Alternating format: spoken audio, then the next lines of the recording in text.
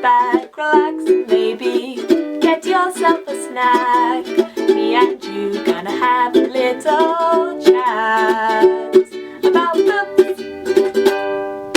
Hi guys! Hello! So I have Steve back with me again, which can Back only again. mean one thing now. Yep. What does it mean? Means there's a readathon going on. There's a readathon going on. Yep. In September, there is Space Opera September, which is hosted by Thomas from SFF 180. He's doing a repeat of 2019. I don't think I actually participated in 2019. I think I heard about it a bit too late. So I'd like to do it this year, and it will be a good opportunity to clear some of the SF from my shelf. Particularly, this focuses on science fiction that is space opera. So his criteria was basically if it has a rocket, it counts. Yep. On the cover. So that's kind of the basis we've almost gone for. Yeah. The way that this readathon works is that there are 4 kind of challenges that you can approach, and then along those challenges you can also try to read between 1 and 4 books. If you read certain things that hit the prompts, you'll gain things like extra ships, ranks, and all of that detail will be in the Goodreads group and in Thomas's video, so I will link them below. Yeah. And you can find out all the actual information. There's a really helpful graphic that I'll link on the Goodreads as well if you want to look at that. It's a fun readathon because it's quite an open readathon. Yeah. The prompts are fairly vague, which means that you can kind of choose anything from them. And also it's hopefully going to be a lot of fun. You like reading science fiction? Yeah. Probably more than I do. Probably. So hopefully this will be a readathon that you'll enjoy. Yeah.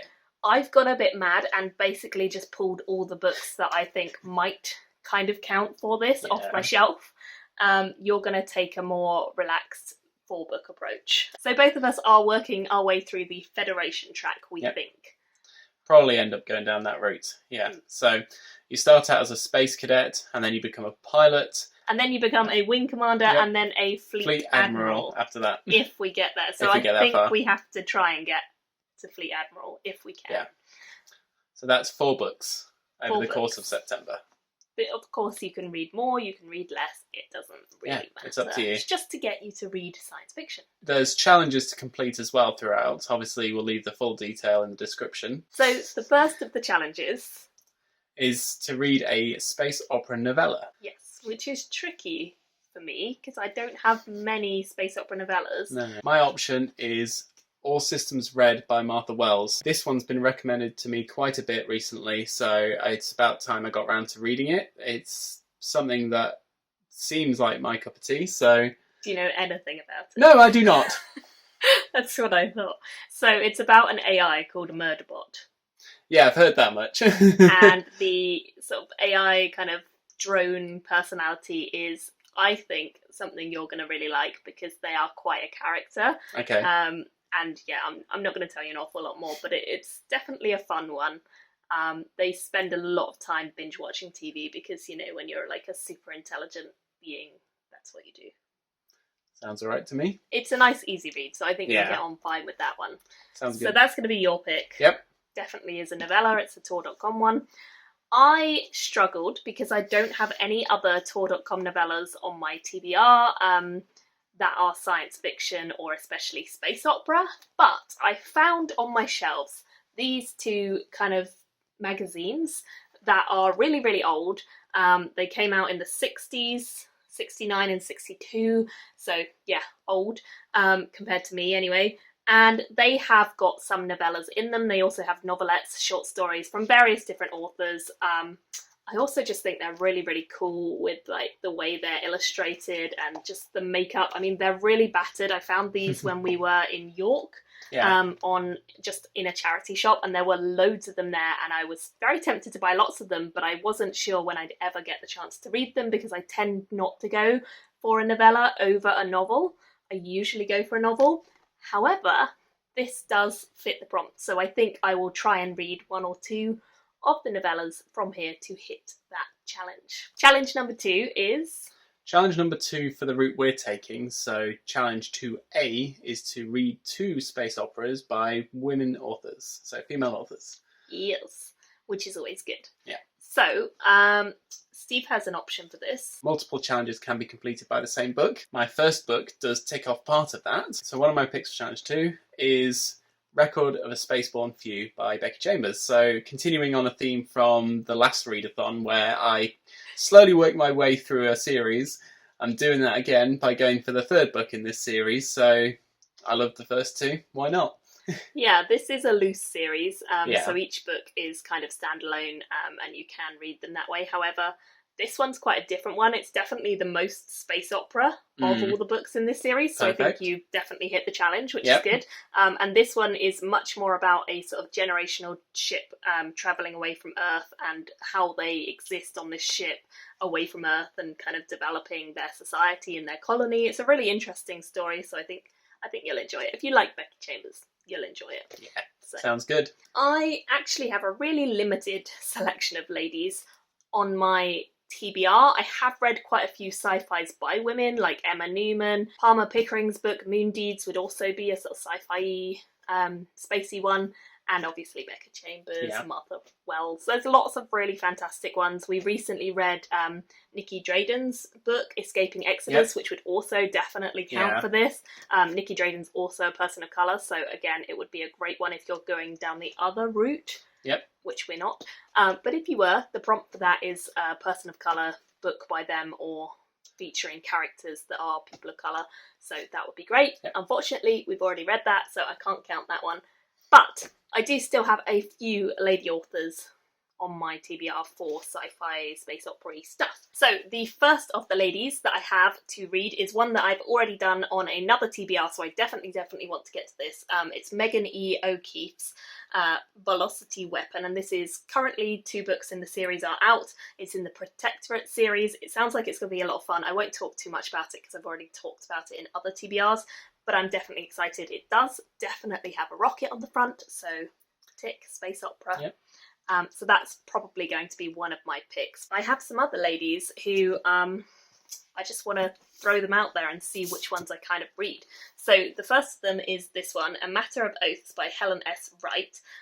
This one is about a commander of a patrol ship, and it sounds like it is based on a ship, like a ship in space.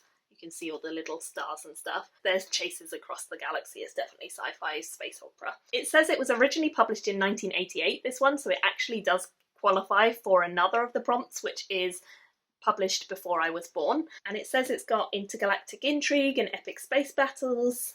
There's an introduction by Becky Chambers, which sounds great. So yeah, lots of good stuff. The other one I have is by Cecilia Holland, and it's Floating Worlds. This is one of the SF Masterwork books. It was originally published in 1976, so it's a fairly old science fiction. It's about mutant races from Uranus and Saturn who are launching pirate raids on Mars. So, I mean, that's all I need to know. Like, that sounds pretty damn good. And if it's an SF Masterwork, it's probably quite good quality. This one's sizable. It is over 500 pages. So, that's that. Bear that in mind. And I think that's it for my ladies. So as I say, I don't have that many on my TBR. I need to get some more. So if you've got any other recommendations of ladies who have been writing space opera, but also just sci-fi in general, let us know, because I think we could always do with more. So challenge 3 is to read a book that was published before you were born. We can, again, take a book that we've already read for a different challenge and use it again. So a few of those that you've already discussed would work. 2001 A Space Odyssey by Arthur C. Clarke.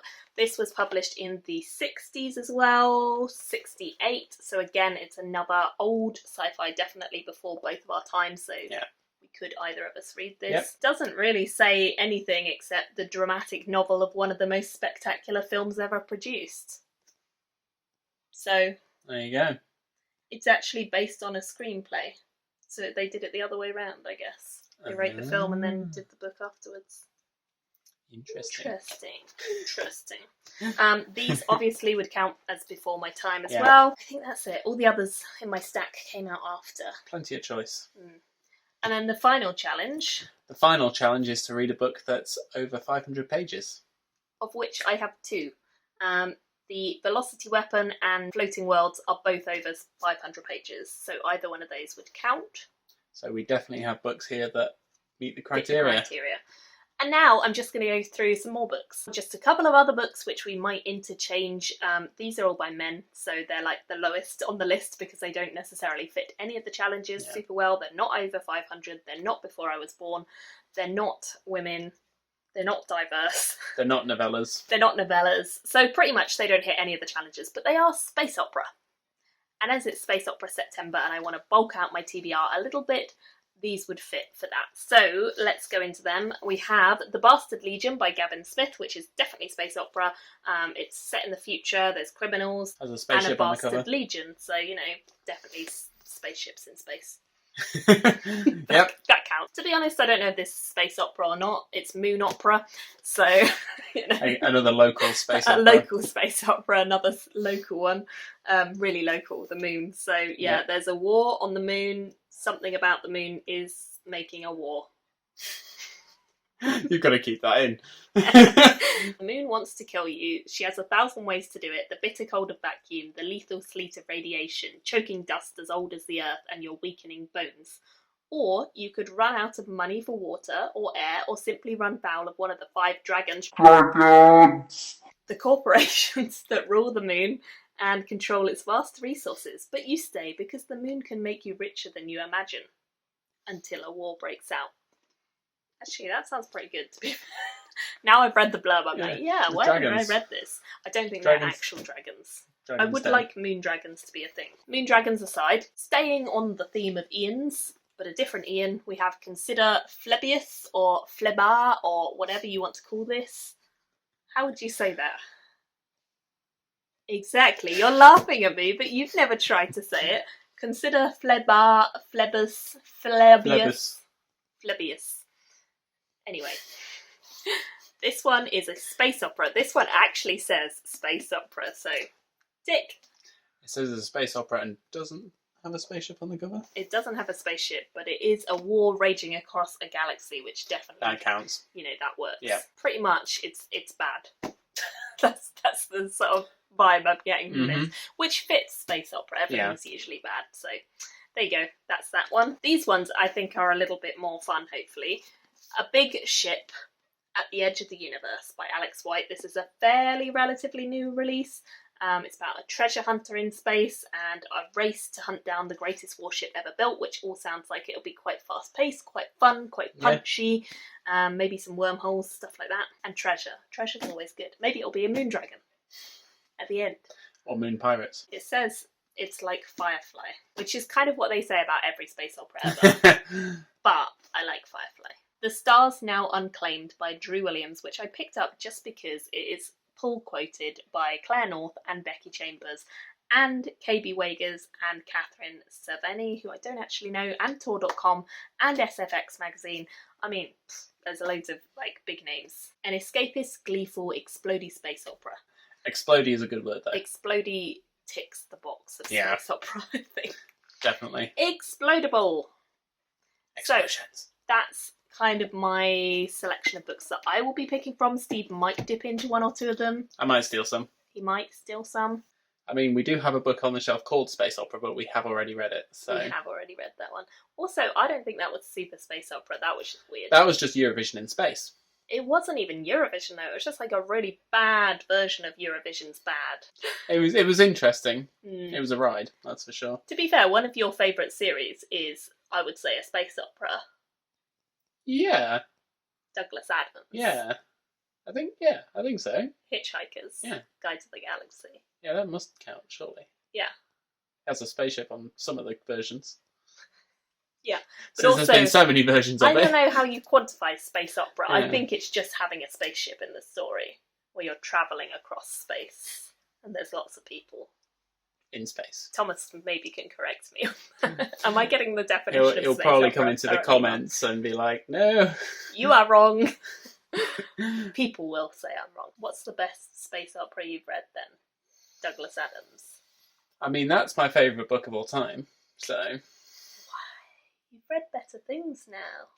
But it's not just... The nostalgia. It's the nostalgia, it's the humour. So you need to try out some new authors. So Becky Chambers is your safe zone. It's my go-to where I know I like it. Try out new people. Yeah. I quite want like light-hearted sci-fi, and I think space opera is definitely that. Yeah, I prefer that as well, to be fair. Hard SF ends up getting into the realm of just like boring for me. Too much detail, not enough going on. Yeah, I think it needs something that's I prefer just fun. I like a bit of comedic relief. Yeah. Little sidekick of an alien is always good. It's all about the characters. Brandon Sanderson's series would count, wouldn't it? Skyward. Yeah. That series would count. Skyward. Anyway, leave your comments of up. any recommendations down below. Anything that we maybe have overlooked or just don't have on our shelves yet. We'll see how we get on. We will probably do an update at the end of September. To let you know how we get on. Where we got to. Fingers crossed we can read at least 4 and get to the Fleet Commander. Yeah. Fleet Admiral. Fleet Admiral. Fleet Admiral. So thank you to Thomas. Do check out all his links below for hosting this and doing it even though we're in lockdown and weird life all over the world at the moment. It's good to have readathons to look forward to. So Space Opera September. Get ready, mark it in your calendars and let us know whether you're joining in and what TBRs you have. And we shall see you very soon. With another video. Absolutely. Bye guys. Bye. No, that's worse. Try going that way. There we go. Try going that way. I think if you angle your head. Something just fell out. Turn your... Something. Can you sort it out? No, it's a book. It's fine. Hi guys. Hello. Are you awake? Should we do that again? Let's do that again. Have you watched any Firefly? No. You suck. You're going to get hate in this. Yeah, I am. To be fair, I hadn't watched Firefly at all until like I started going to conventions, and then people kept bringing it up, and I was like, I really don't know what. I keep seeing people talk about it, and I think I need to to watch watch it. the other one is Star Trek, which I still haven't watched. So. It's funny.